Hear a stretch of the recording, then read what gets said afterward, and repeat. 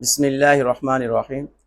جب شیعہ کتاب سے ہم نے متع کے فضائل بیان کیے تو بہت سارے نادان شیعہ یہ کہتے ہیں کہ اہل سنت میں بھی متع حلال ہے، حالانکہ ہم نے بتا دیا تھا کہ اہل سنت میں متع حرام ہے، شیعہ مذہب میں صرف متع حلال ہے۔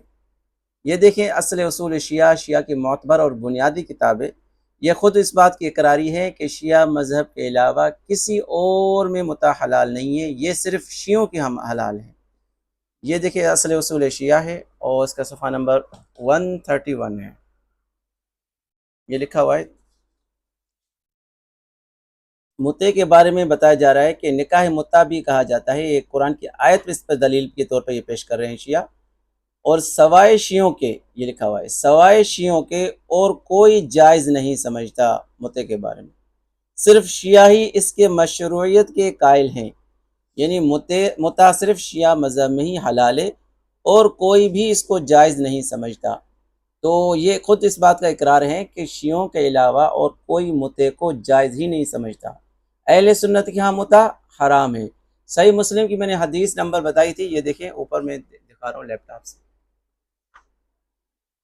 یہ صحیح مسلم کی حدیث ہے، کتاب النکاح میں ہے، حدیث نمبر ہے 1406 بھی ہے، اور دوسرے نمبر کی جو حدیث ہے 3422۔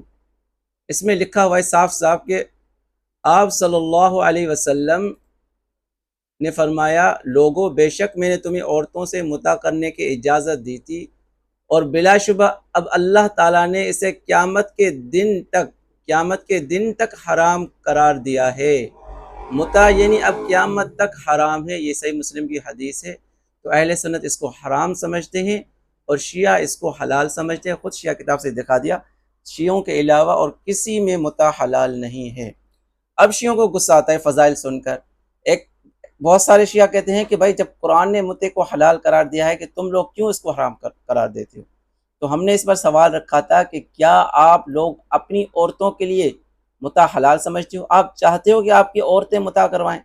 تو پھر اس پہ وہ غصہ ہو جاتے ہیں، یعنی اس بات کا خود وہ اپنی عورتوں کے لیے جو پسند نہیں کرتے وہ دوسروں کے لیے کیسے پسند کر سکتے ہیں؟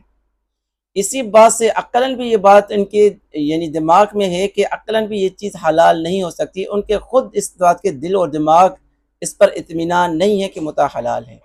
بہت ساروں نے کہا ہے کہ ہمارے ہاں حلال ہے لیکن ہم کرتے نہیں ہیں۔ کیوں نہیں کرتے ہو؟ ایک چیز کی حلال ہونے کی جب قرآن سے تم لوگ دلیل بتاتے ہو، پھر اس کو کرتے کیوں نہیں ہو؟